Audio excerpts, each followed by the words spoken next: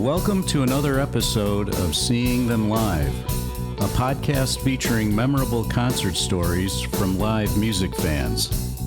Everyone has a concert story, and hopefully, one day, we'll hear yours. Our guest today is Andy. I had a horrible show. That was honestly one of my worst dead shows out of 69 of them was when I had a second row ticket and had to walk away because it was such mayhem. I've known Andy since I think 7th grade. Is that? That's what I was telling my wife, Charles. I believe 7th grade, or in Miss Okasako's math class, I believe, is when we first started talking about concerts. Wow, I would have never pulled that name out. Yeah, so we've been to a lot of concerts. In fact, as an aside, trying to figure out how many, that might take some doing. But when we have people on, Doug and I always ask, what was your first concert? When I asked you that, because I didn't know that, surprisingly, having known you all these years, you came back with an interesting response. You said, ticket stub or no ticket stub. And I was like, I wouldn't have categorized it like that. So why don't you just kind of talk about that a little bit, Andy? Again, when we first started going to concerts and hearing things, and again, one of the things you talked about was stubs that you first started collecting. And somehow I have Cub stubs from when I was 8 years old. Those were the first ones that I ever saved. Okay. Yeah, I've had those the whole time. And then when me and one of our common friends, we'd go to Chicago Fest, and those were no tickets. And so that's when I said, because our first time was, I think in like 1980 was Chicago Fest, was we saw the Greg Kihn Band and the Joe Perry Project. Okay. And we didn't have stubs, and that was why I was always sort of worried in my little collecting thing. I go, well, we don't get stubs to Chicago Fest.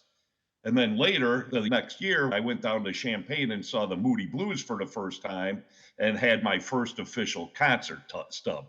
So that's why I always considered stub or no stub was Chicago Fest, which for us was a pretty big deal of seeing live music for a lot of first times. Was no stub. But then the one where I sort of forgot about, for me and my wife were talking, the stubs bring back the memories of putting the whole shows together. Yeah, exactly. And when I look at some of my ticket stubs, I was like, wow, I really don't have any recollection of that concert. And so I'll talk with you or somebody says, oh yeah, that was when, we went there and we did this. But one of our first guests, or the first guest, Tom Fitzer, unfortunately, his girlfriend threw out all of his ticket stubs, so he was kind of foggy as to when he went to some of these shows. So yeah, it's a great reference tool, I guess, is what I'm trying to say. I reference it all the time, as you know. I get that in between, and lucky enough, and me and you spoke to where I journalized for about 4 or 5 years during these years too, so we could actually go back and find out who we went with. And that's really cool because, again, certain people, I wasn't even at that show. I go, I sure got you at that show. And they're like, oh, wow. So between those two things is how me and you have spoke, where I get a pretty good recollection of what's going on and remembering it and coming up with sort of archives in my head. Andy, you were mentioning about Chicago Fest. That was one of my favorite venues to go to because you could see a lot of bands. This is how I got around the issue of not having a ticket stub, is I kept the programs. I still have some Chicago Fest programs. And for our listeners, we'll put it on our website as an artifact for this particular episode. But this is how you get around it. And here they had the entire schedule there and everything. That's bringing back a blast. It was so hard just to bring stuff back then. Again, when I was 15 or 16, I just guess I'm lucky I still got the stubs because I got a lot of pamphlets like that, but that's great. Because now, again, as me and Chuck have found out, when you go back to, now we're sitting here, you go to set lists, and that's how I've been able to get some Chicago Fest set lists from back then, and finding out which year is going back using that is a great resource. Yeah, that's an awesome resource. And Doug, how many of those do you have? Looks like I have 2 of them here. Okay. What years are those, Doug? One of them is 1980 and 1979. Those are the 2 that I have, 79 and 80. So that fits right the time period that you're talking about. Yeah, those are great. Again, then Chuck, did you go to the one at Soldier Field, the Chicago Fest with Stevie Ray? No, I didn't. I remember you guys went to that concert. That's when they kind of reimagined Chicago Fest from Navy Yeah, Pier and that to was a strange one. Cloverfield. That, again, that was another. I don't have a stub for that one either. Yeah. So So again, those are weird ones. And again, it's sort of strange because those are ones I don't remember as well either. Some of them.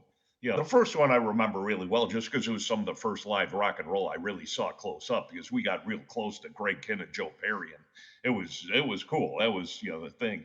And then when we were leaving, our buddy Jeff is a big blues guy, so we were seeing Mighty Joe Young. And then we found out we had to go meet his sister for the ride home, and that was when Muddy Waters was coming out, and we were walking out. uh, So yeah, all we ever saw was the beginning of Muddy Waters walking out saying, "Here he is, Chicago's very great." And then I'll see you later. And then never got to see him again. your ride was leaving, right? So Yep. had to bail on Muddy. It, And then Andy, like with regard to ticket stubs, because I know you have a massive collection and kept them archived way better than I do in my Ziploc sandwich bags. Some of these things are getting to be worth some money, you were saying. well, People, Charles, I was people doing are a little looking for them. research again, just because I knew some of mine. I have Grateful Dead tickets from when I saw New Year's, where again, that ticket in 1985, that ticket is worth more now as a collectible than what I paid for it to go to the Hmm. show in Oakland. But then there's some, I saw one of them when I was just flipping through, and there's some wild ones too on eBay. But like a last Ramones ticket is going for like $1,500 and stuff. The last Dead ticket is going for about 400 to 500, depending on your shape. Tickets turn into collectibles. They're grading them now too, is what I found out. Kind of like You send comic them to these, books. yeah, like comic books and cards and everything. So they're doing tickets now, and it's a huge thing, which is pretty wild. But hopefully, I got some money in them because, again, I told my wife, I go, even at $5 a piece, I counted them up yesterday, Charles. I have 350 concert stubs and over 125 just other event stubs in my Holy photo cow. albums. Wow. Well, That's you yeah, put us to shame. that's a lot. Uh, Yeah. No, in the weird world, Doug, I've been always scared to count them and put it all together. I've always counted my Dead shows and everything else like that, but I never, till yesterday, put them all together and sat there and counted every one and tried to come up with a pretty decent number. I don't know why, if I was scared or not, but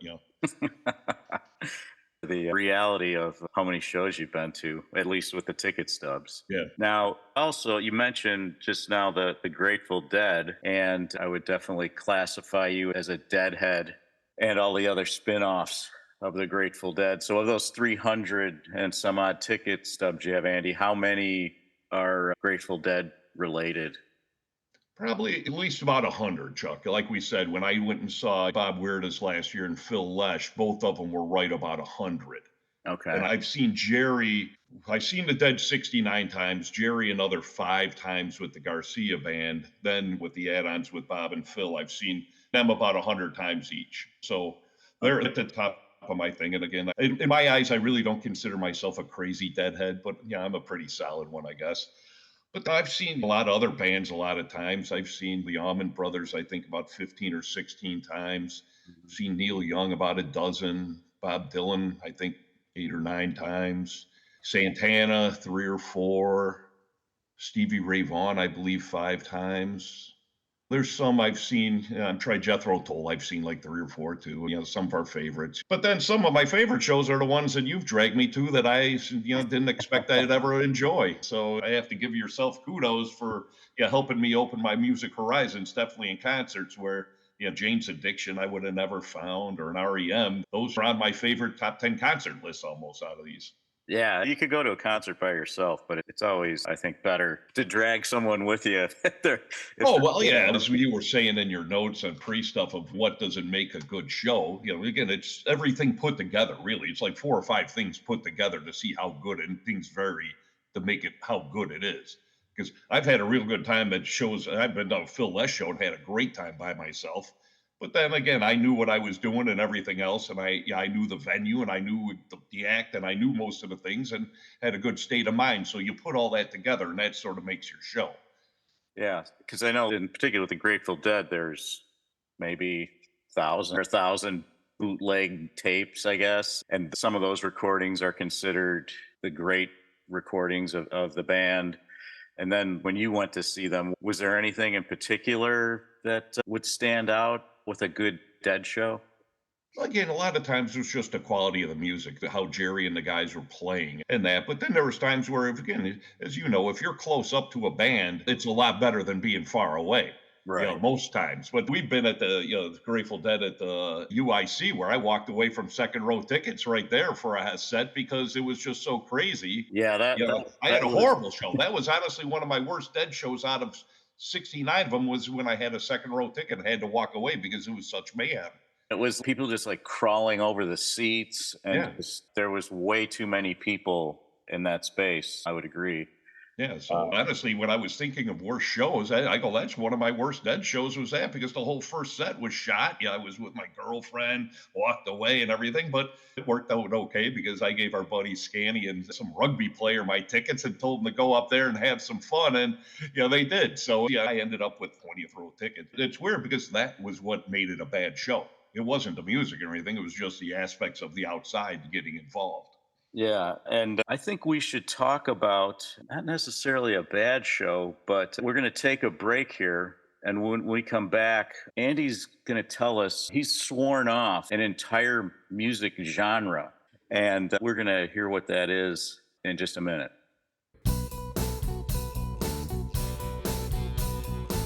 Would you like to be a guest on Seeing Them Live? If you have a concert story you'd like to share on this podcast, please visit our website at seeingthemlive.com. Once you're there, click on Become a Guest in the main menu. Then fill out the form and click the Submit button. If you seem like a good fit for the show, we'll contact you via email. Everyone has a concert story. Let's hear yours. And now, back to the show. All right, we're back again here with Andy, and we're talking about not so pleasant experiences at a concert, even with good seats. And we were talking a while ago about how you kind of sworn off an entire genre of concerts, at least music. What is that, Andy? Well, again, it used to be one of my favorite ones when I was a teenager, but I swore off heavy metal because one of my teacher friends, he's a big heavy metal guy and he keeps wanting to go because he knows I'm a concert guy. And I finally had to tell him, I'm done going to metal shows and I'm not going anymore. And then you were amused by it. And then that was funny because next thing you know, we go to King Gizzard and they do 3 or 4 metal songs off their whole metal album, which I really enjoyed. It's tough, but again, I don't want to say it, but again, I've been to the Slayer concert just honestly 5, 6 years ago, and it was enough to where I don't need to see that anymore. But Yeah. again, the aspect of sitting in a box seeing it and people watching is different than being in the pit with it too. So, Right.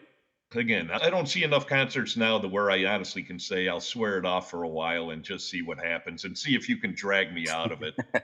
Yeah, I agree. The one time I was with a friend of ours, I think you were at the show at Iron Maiden, Judas Priest at the International Amphitheater in Chicago. Our friend got into a fight with this guy who just basically was just looking for trouble. Fortunately, nobody got really hurt or anything, but the M80s blowing off over your head at Alpine Valley during Iron Maiden. I keep bringing up Iron Maiden, I guess. I'm wearing an Iron Maiden shirt right now. I mean, it's like you got to go into it kind of prepared.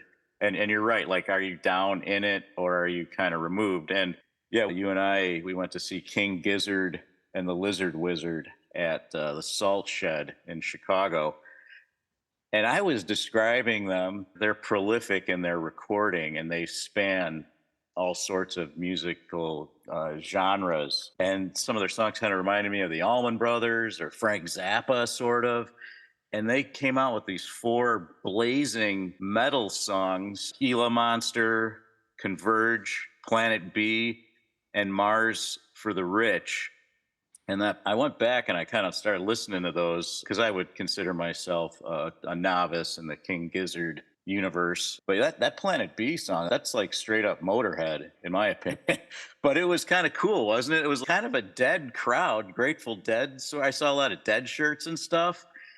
They were a And very unique show, powerful. Again, that was one of those things that was really cool to go see, and it was good new yeah, music, and it was something that was as good as I thought as I was going to be. And again, in the pouring rain and everything else, that was one of the best new shows I've seen probably in a decade.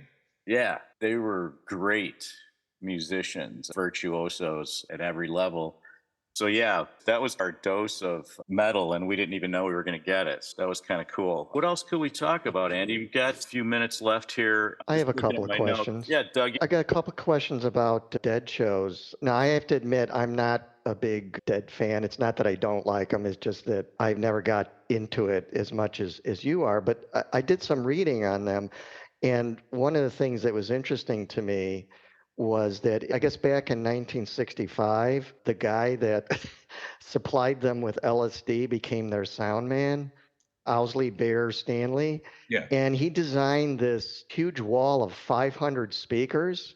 Did you see that at the shows that No, you went no, to? they got rid of it. There's pieces that they just auctioned off not too long ago of that, but no, they quit using that when they broke up, I believe in 75, 76, when they went on hiatus, and they put it in storage and they didn't bring it out because it was such a big deal to travel around with, because I believe it was like 2 or 3 semis worth and this and that after that. So I didn't get to see the wall of sound, as they called it. And I have a picture in my garage of, framed of, Phil Lesh sitting there playing in front of it. And that's one of the mythic things that Owsley did with the Dead, was besides making some great stuff, he was also a great sound guy. Yeah, I mean, the picture I saw, which we'll share a link on our website to it, it's pretty amazing. It is literally a wall of speakers. The other question I had is apparently the social protocol at the shows was such that they actually had different areas for people. So they had what they called the deaf zone. For people that were going deaf, they reserved this area where they could go up and be close to the speaker. So even though they couldn't hear very well, they felt the vibrations or something. Did you witness anything like that at any of the shows that you went to? At certain venues, they had certain things like that. And again, some were unofficial, where they had the people down in the corners, like at Alpine Valley. But a lot of times with the Deadheads, there was the spinners over there too, in the same little area. But at certain ones, they had the sober areas also at the Dead, with the wharf rats, where all the sober Deadheads would congregate and hang out and do together. Then they also had the taper sections. So there was about 4 or 5 different segmented areas at Dead shows, where certain niches of groups of people would go and hang out and enjoy their show, to make it a safe place for them. So you called spinners? Can you explain what that is? Those Spinners? are usually the hardcore hippies that really are not even watching the show at all. They're just spin dancing on the side of the stage, usually in the deep corners where they can sit there and fully spin dance around, and they're just freeform dancing and moving around. And you still see them today too, Doug. When I was in Las Vegas at what was the deal? It was the old Hard Rock, where I saw Bobby Weir just in October. There were still spin dancers way on the third level, just sitting there spinning around. And it's a pretty unique thing, because I know they have them at a couple like Fish shows, they have them and stuff, but it's pretty unique to those kind of jam band guys, where there's a area where the spinners sit there and go. Well, that's great. Well, that's all I had, Chuck, if you want to pick it up from there. Yeah, we got maybe a few more minutes here. Charles, you talk about storing your tickets. Again, that's something where I put them in these magnetic photo albums. Yeah. I got 4 of them filled. But most people like yourself, I find out, have them in plastic baggies. Like our buddy Louie has them in his plastic baggies and all. And most people do. But there are things they've made in the back of Rolling Stone. I probably saw 15, 20 years ago, where they had little slides for them and everything else. But I've never seen anybody have them. I guess I'm not a person of real social media to see anybody showing off their stuff like that. But Yeah, I'm glad you brought that up, because Doug has created on our website this ticket stub museum. If you could share any of yours, Andy, that'd be great. If you have a way of either taking a photo or scanning them. Yeah, that'd no be great. problem. We could add them to the Ticket Stub Museum, and certainly we'll call it the Andy collection. But if you can get that to us, that would be great. Definitely, I'll get you some of my better ones. The Grateful Dead made some really nice ones, and I got a nice Almond Brothers straight from their ticket venue on their last tour when they came to Chicago Theater and everything. I got some pretty nice, unique tickets. The rarest ones is probably one of my junkiest ones, is from one of the last Otis and the Elevator show we saw, where they opened up for the Vulgar Boatmen.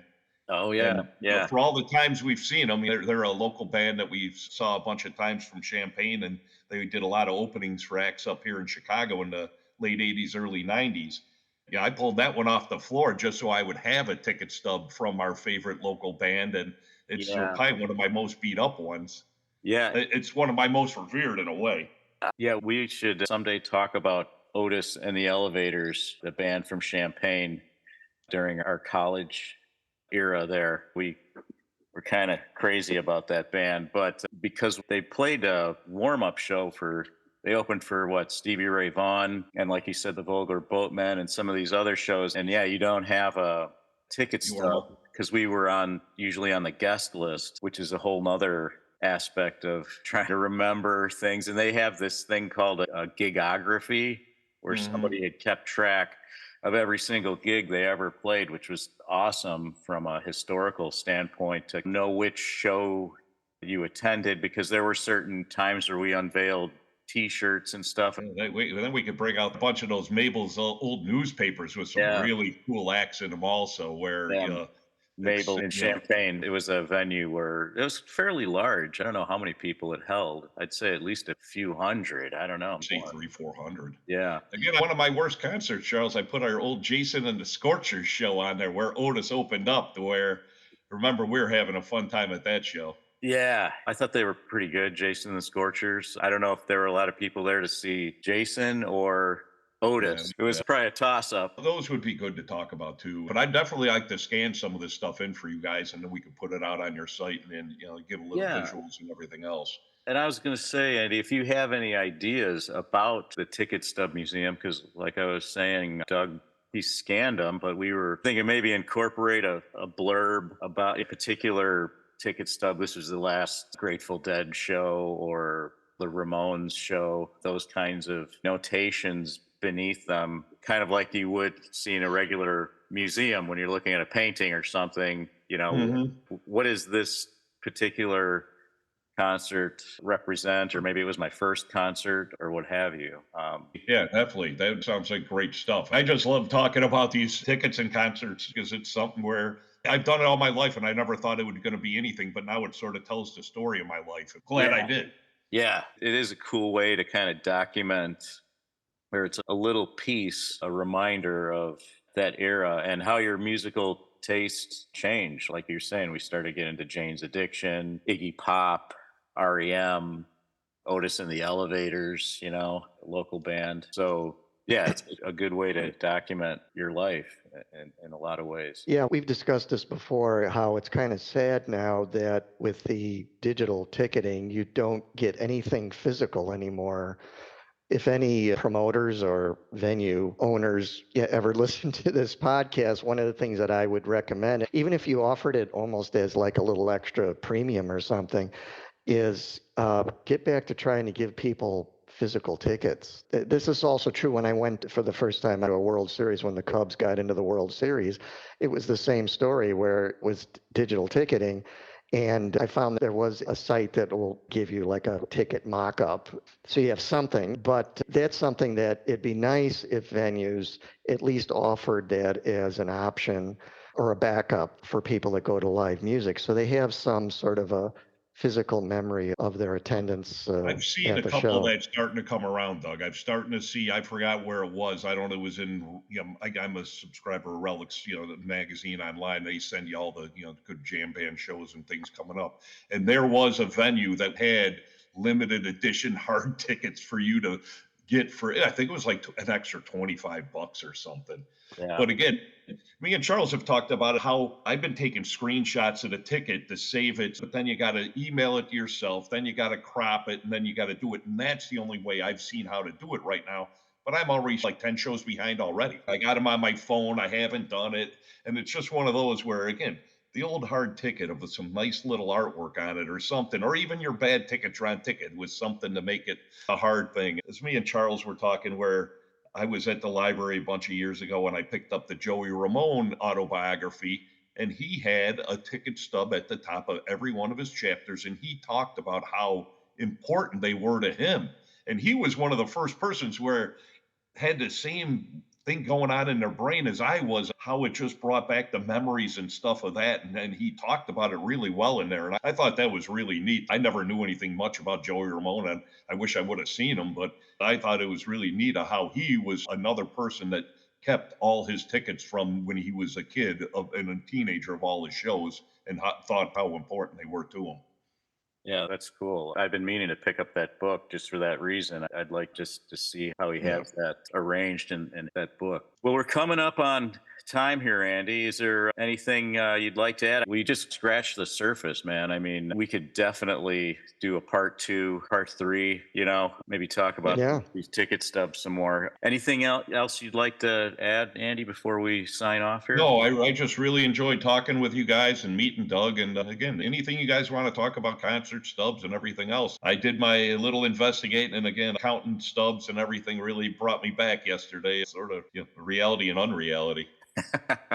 Yeah, we would definitely do this again, and I enjoyed our interview. And thanks for taking the time out and chatting with us and sharing your concert experiences with us.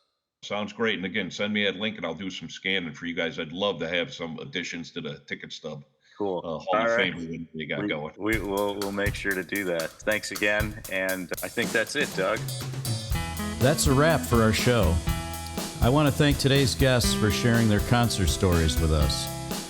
Make sure to check out our show notes at seeingthemlive.com for links to websites, photos, and other artifacts mentioned in the show. I also want to thank my producer, Doug Florzak. The theme music for the show was composed by Doug and is featured on his album, Flagstone. If you have a concert story you'd like to share on our podcast, please visit our website and click on Become a Guest in the main menu. Then fill out the form and click the Submit button. If you seem like a good fit for the show, we'll contact you via email. I guess it's time to head for the exits. We'll see you next time on Seeing Them Live.